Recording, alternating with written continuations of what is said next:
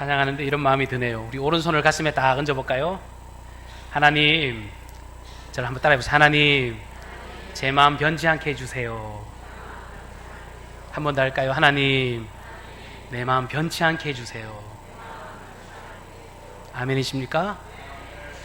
이 다윗의 이 고백이, 하나님 변치 않는 새 마음을 내게 주시라고 고백하는 이 고백이 우리 천국 가는 그날까지 우리의 복된 고백이 되기를 축복합니다.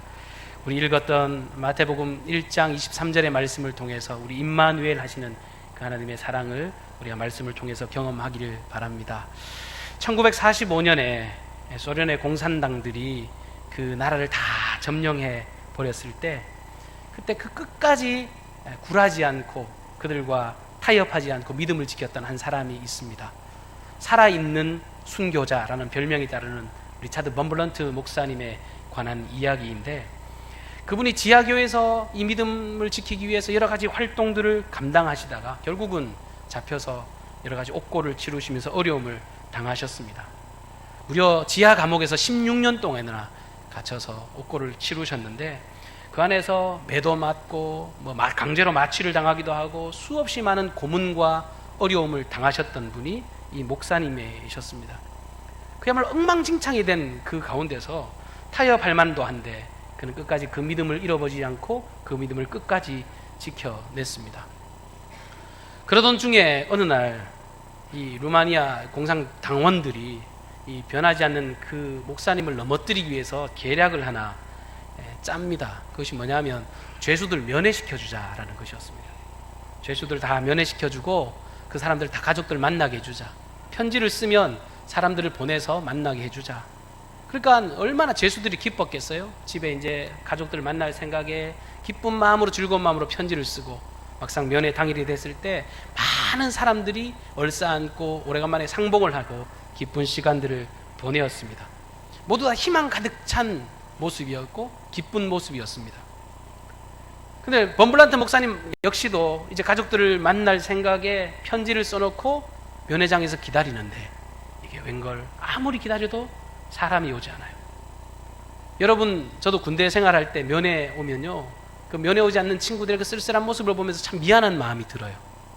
근데 리차드 범블런트 목사님이 다른 가족들은 다 상봉을 하고 얼싸안고 울고 하는데 자기들은 아무리 기다려도 사람이 오지 않는 거예요. 왜 그랬을까요? 이 공산당에서 그 편지를 가로챈 거예요. 의도적으로. 그에게 심적으로 힘들게 하려고 일부러 그 편지를 붙이지 않고 중간에서 없애버렸습니다. 마음에 우울한 마음이 들었어요. 절망한 마음이 그에게 생겼습니다. 밤에 있는데 이 악랄한 사람들이 밤에 스피커를 통해서 그의 마음을 뒤흔들어 놓기 시작합니다. 아무도 너를 사랑하지 않는다. 아무도 너를 사랑하지 않는다. 이제는 아무도 너를 사랑하지 않는다. 심지어 내 가족들조차도 너에게 관심이 없다 라고 하는 음성이 들려오는 것입니다. 북받쳐오르는 울음을 견딜 수가 없어서 정말 그렇게 아픔으로 울고 있는 그때에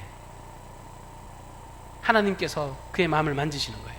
사실은 그가 하나님의 사랑을 의심해서 운 것도 아니에요. 가족들을 못 만나서 운 것도 아니라 그냥 그 소리를 들으니까 외로움에 몸서리 칠 수가 밖에 없었던 것입니다. 그음에 목말라서 그가 꺼이꺼이 울게 되었습니다. 그런데 그 다음날 또 스피커에서 소리가 들려오기 시작합니다. 기독교는 죽었다. 기독교는 죽었다 라고 하는 이런 소리가 들려왔습니다. 여러 가지 위기와 어려움 가운데서 그때 목사님의 뇌리를 스치는 한 사람이 그의 머릿속에 떠올랐습니다. 그렇게 힘들고 어려운데 한 사람이 스쳐 지나가는 것입니다. 그것이 누구였냐면 막달라 마리아였어요. 막달라 마리아가 그 천박한 상황 가운데서 예수님을 만났습니다. 은혜를 경험했던 마리아가 늘 예수님을 쫄쫄쫄 따라다녔어요. 예수님이 십자가에 달려 죽으셨을 때 나의 하나님, 나의 하나님 어찌하여 나를 버리십니까? 모두 다 절규하고 그 일 때문에 모두가 다 떠나가 버렸을 그때에도 이 마리아는 예수님의 곁을 지켰습니다. 예수님이 장사되었을 때 무덤 가운데서도 그 여인은 찾아가 예수님의 마음을 어루만지고 기억하며 눈물로 예수님을 기억하며 지켰습니다.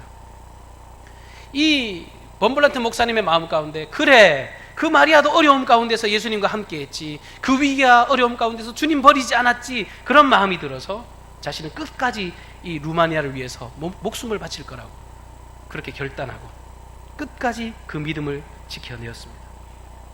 그래서 은혜롭게 이 루마니아의 기독교는 유지할 수 있었고, 동유럽의 많은 나라에서도 이 목사님의 이 믿음이 흘러가서 아름다운 결실을 맺게 되었습니다. 먼 훗날 이 목사님이 감옥에서 나오시고 난 뒤 이렇게 고백했다고 합니다.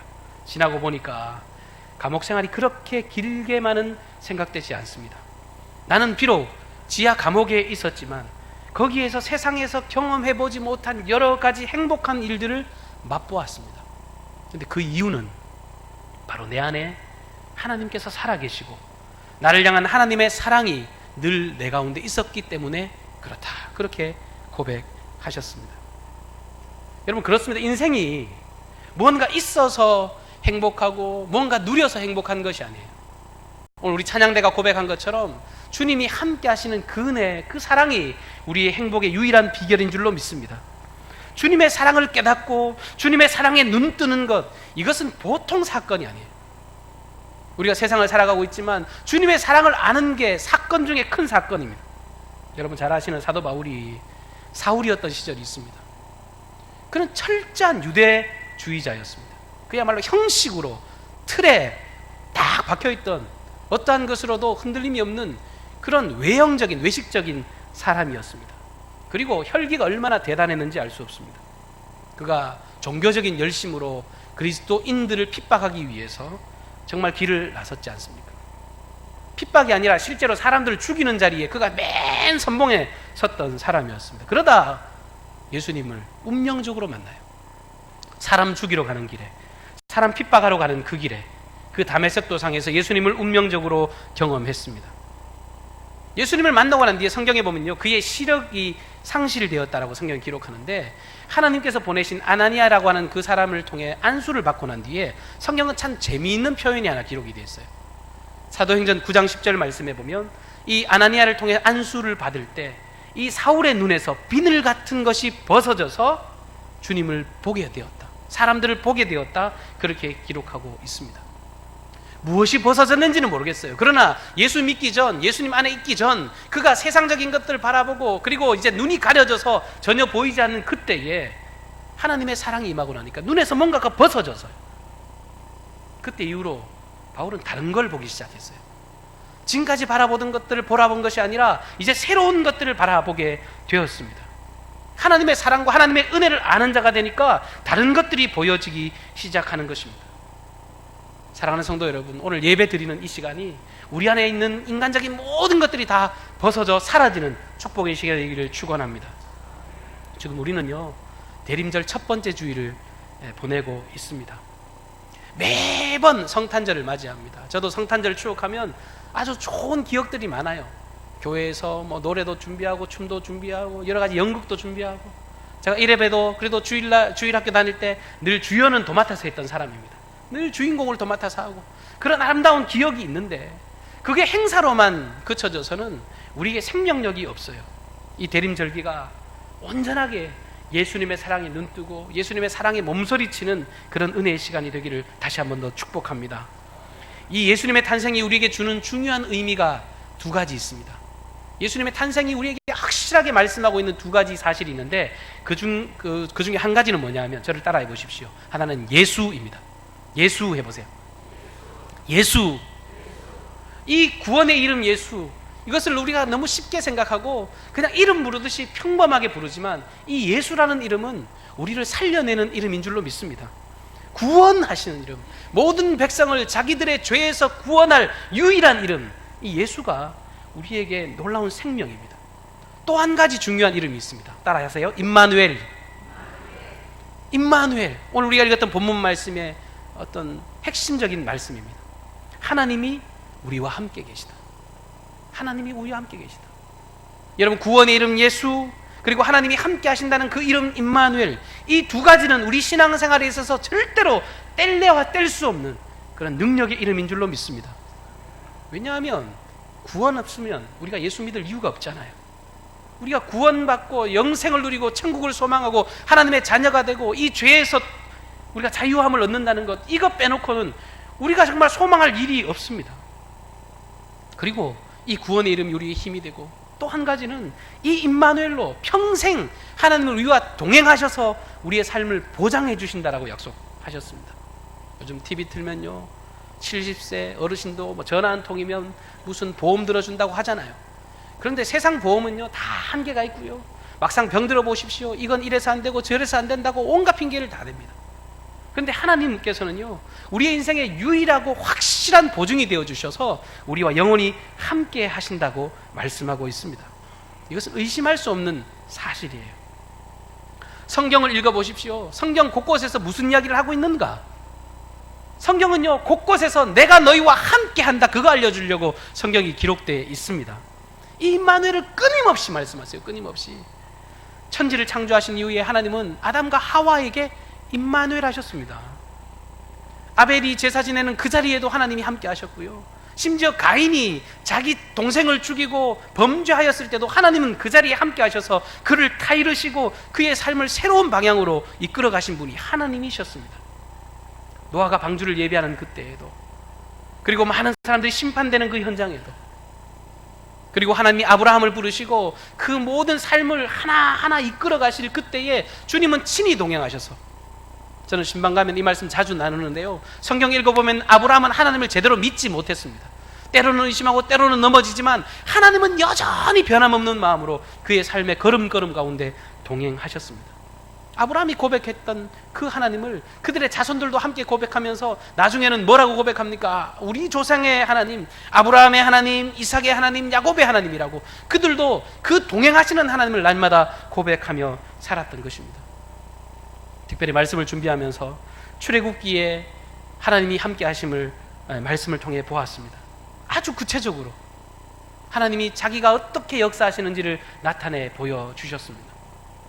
가시떨기 나무에서 불 붙는 그 가시떨기 가운데서 모세를 만나 주시면서 하나님은 이렇게 말씀하세요. 출애굽기 3장 7절 이하의 말씀입니다.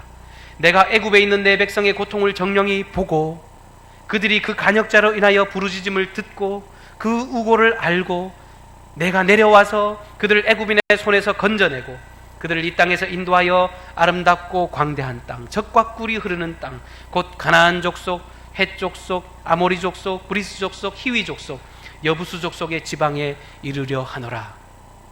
이 짧은 구절 안에 굉장히 많은 하나님의 구체적인 역사가 나타나 있습니다. 여러 가지 동사들이 나오는데요, 하나님께서는 너희들이 행하는 것을 보았다라고 말씀하시고, 너희들이 말하는 것을 내가 들었다라고 말씀하시고, 너희들의 그 고민을 내가 알고 내려가서 건져내고 인도하여 너희들을 있는 그 삶에 내가 이르겠다. 그렇게 임마누엘 하시는 하나님의 여러 가지 확증들을 나타내 보여주고 있습니다.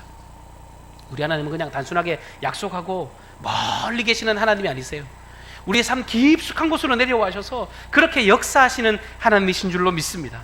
이 모세가 너무너무 감동받아서 그 위대한 하나님의 약속을 받고 당신은 도대체 누구이십니까? 물어볼 때 나는 야훼라라고 자신의 이름을 밝혀 나타내 보이셨습니다.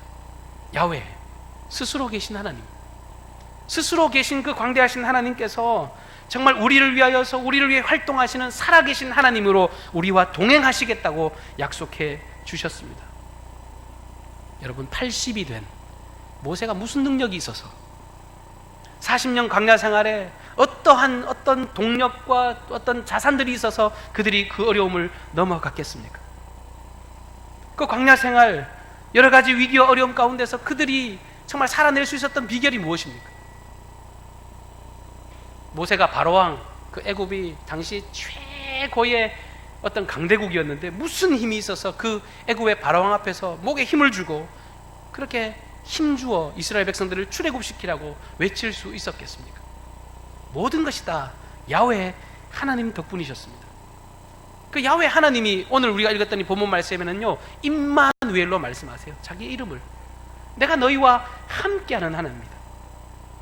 여러분, 임마누엘이라는 단어를 떠올릴 때 늘 감격이 있어야 돼요. 우리와 함께 하시는 하나님, 우리와 함께 하시는 하나님. 그 함께 한다는 말은 단순히 그냥 내 옆에 있다라는 이야기를 넘어서는 이야기입니다.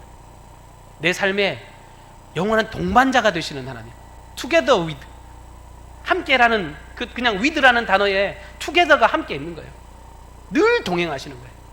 여기 봐도 주님이 계시고 저기 봐도 주님이 계시고, 내 삶의 걸음걸음을 다 바라볼 때 주님은 언제나 그 자리에 함께 하셨습니다.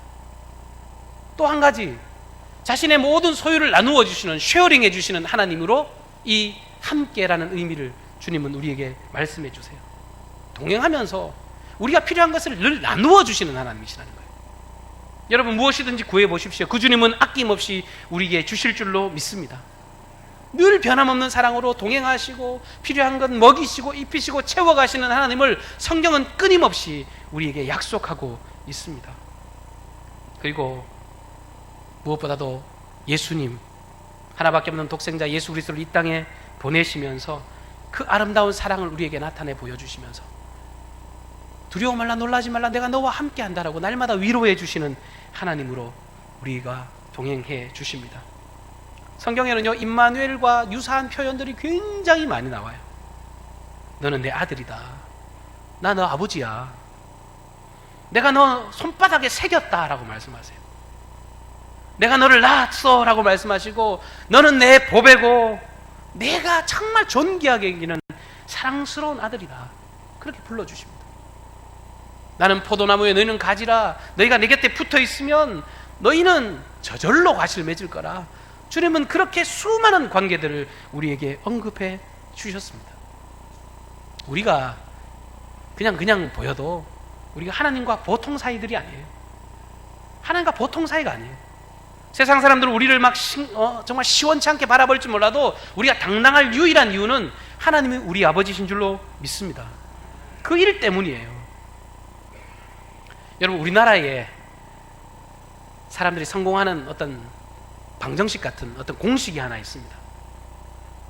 뭐 좀 부정적인 이야기입니다만, 알게 모르게 한국 사람 그 깊숙한 곳에 내재되어 있는 성공 방정식, 그것이 뭐냐 하면 줄을 잘 서라는 거예요. 줄을 잘 서라는 거예요.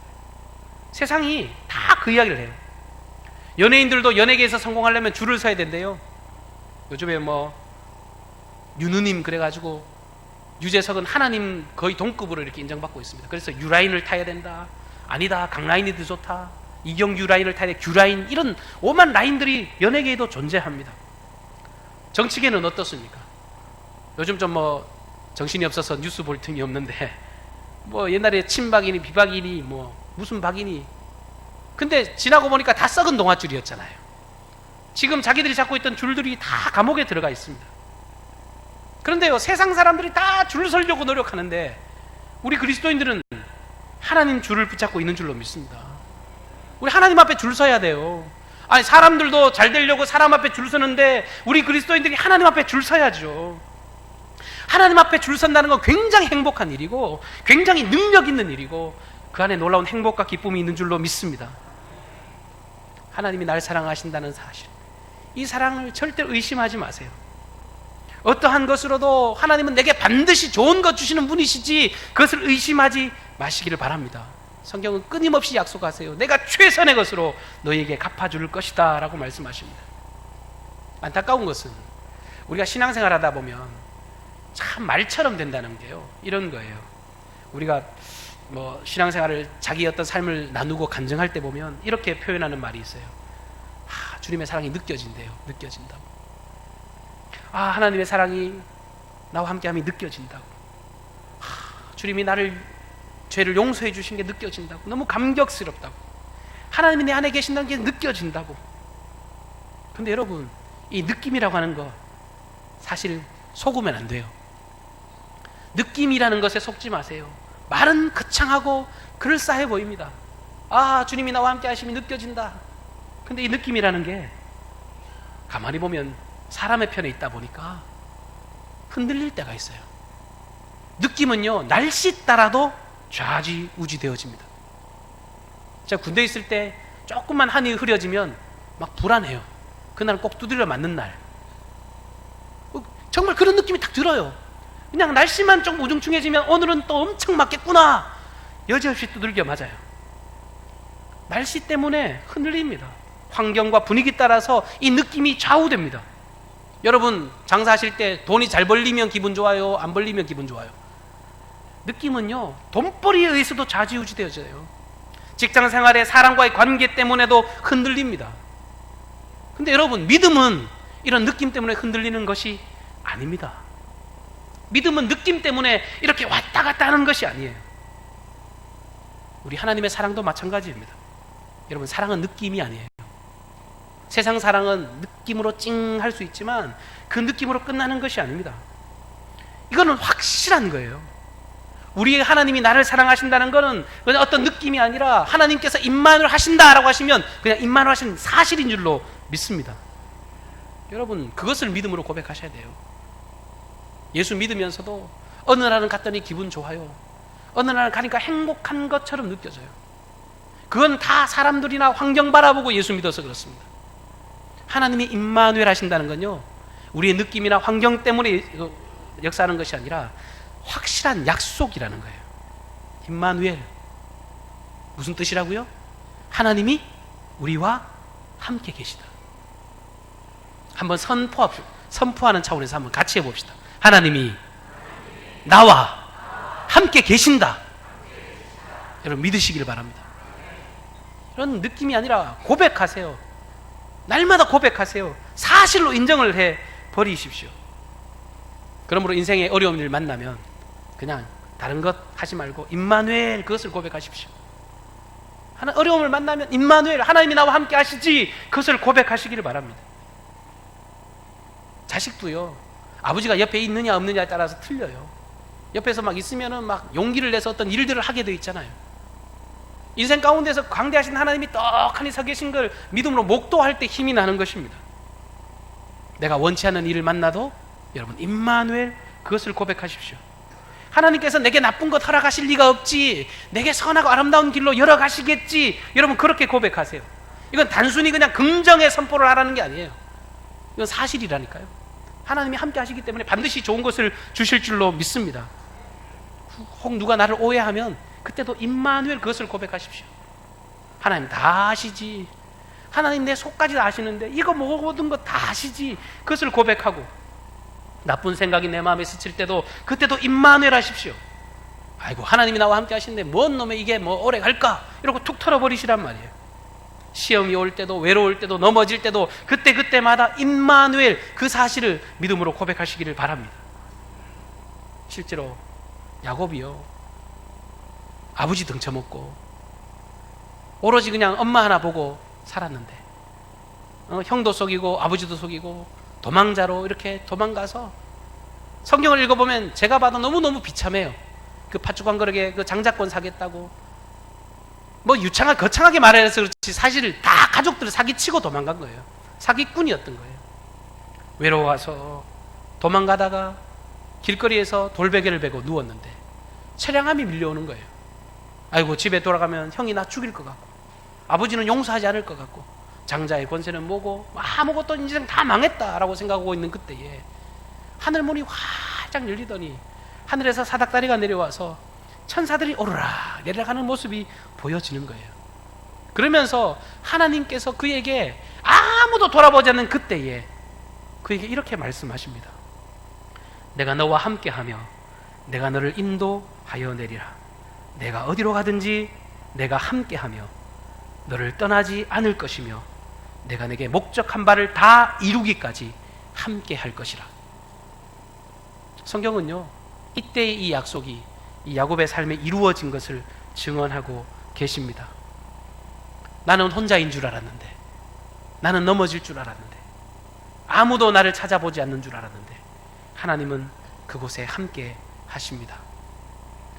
벌써 12월이 되니까 이제 1년 다 간 것 같습니다. 여러분, 한 해를 어떻게 살아오셨습니까?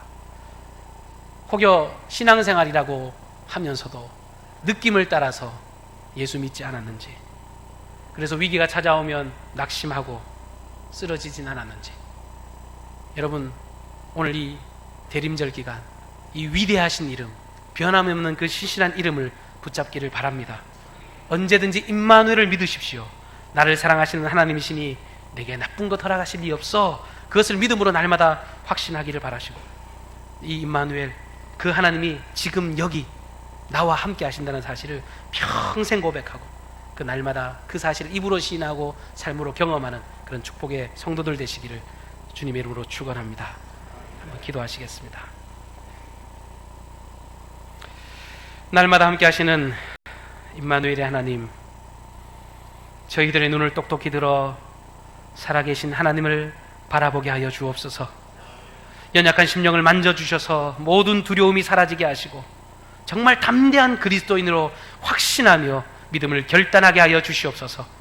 대림절 첫 번째 주일을 기념하며 평강의 왕으로 오신 주님을 모셔드리며 주님을 예배하였습니다. 하나님, 우리의 마음 가운데 동행하여 주시고 날마다 저희들을 통치하시고 다스려 주시옵소서. 오늘 특별히 오늘은 강경중앙교회의 의미 있는 날입니다. 우리 은퇴하신 원로 목사님의 이임과 오늘 담임 목사로 부족한 종이 취임하는 날인데 하나님의 영광의 임재를 경험케 도와 주시옵소서. 이스라엘 백성들의 성막위에 구름 기둥이 임하였던 것처럼 하나님의 영광의 임재로 충만한 날 되게 하여 주시옵소서. 단순히 사람이 바뀌는 것 때문에 분위기를 쇄신하는 것이 아니라 하나님의 온전하신 뜻이 우리와 함께함을 확증하고 경험하는 축복의 날만 되게 하여 주시옵소서. 우리의 삶과 우리의 교회 위에 날마다 동행하셔서 새 일을 이루실 주 예수 그리스도 이름으로 기도하옵나이다. 아멘.